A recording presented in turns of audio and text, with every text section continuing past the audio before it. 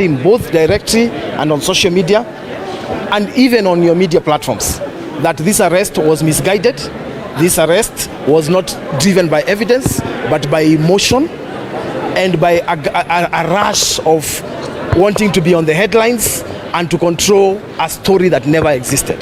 Today the court has affirmed what we have said, that for the last 6 years George Kinot put an innocent person on the dock, knowing very well there was no evidence that put Jacque on the scene, that put Jacque on concealing any evidence, and the court has confirmed all that today. So we urge that in the future, those who are given the power to investigate and get the truth before parading people and destroying their career for 6 years. But for Jacque, she's now a phoenix. We wish her well as she rises above the ashes, and we will hold her hand so that she recovers and comes back to life. Dennis, why Jacque? When George Kinot got the evidence of the murder, he knew that it was not quote-unquote sexy enough to bring to court. So what did he do? He noticed that there was a girlfriend of the chief suspect who was involved and who would command attention and who would make headlines and who would sell a story that would last and capture the imaginations of Kenyans, even if the evidence did not show that. In fact, I challenge you, John Allen, go read the Mazingira issue, which is a DCI magazine of November 2021. George Kinot was interviewed in that magazine and was asked, what about prosecution? He said, I don't care about prosecution as long as people are arrested and charged in court and we get the headlines. That was George Kinot, I'm quoting directly. So this was George Kinot in his element. He just chose to go for a person who would attract headlines and got a person whose career was rising, had just become a news anchor, and was a good bait to bring to court so that we would have headlines. How will we reverse, even for you as journalists, how will we reverse 6 years of negative headlines? In fact, the first year after the arrest, there were 14 headlines placing Jacque as a murderer.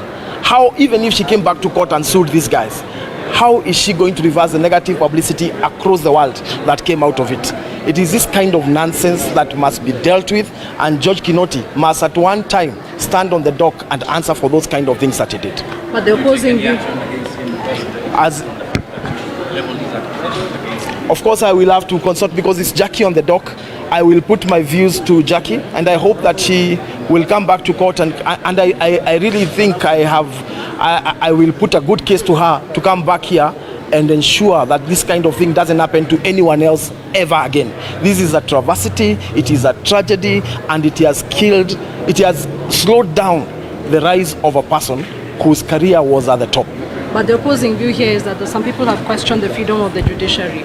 Considering that all that has come into the public sphere, do you think that this case was truly free and fair to those who critique and say that this case was actually compromised in one way or another? I notice your invite to me to get into the exchange of the executive, the judiciary and the legislature. I decline, because from the beginning on this case we say Jacque was innocent. We stood by it despite all the negativity. Today we are vindicated that she's not only innocent, but that she was unfairly dragged to this court by George Kinot and the investigators thereof. Thank you very much. Thank you.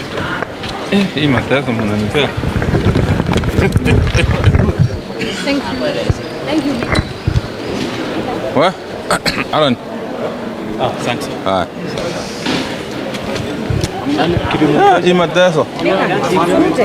Yeah.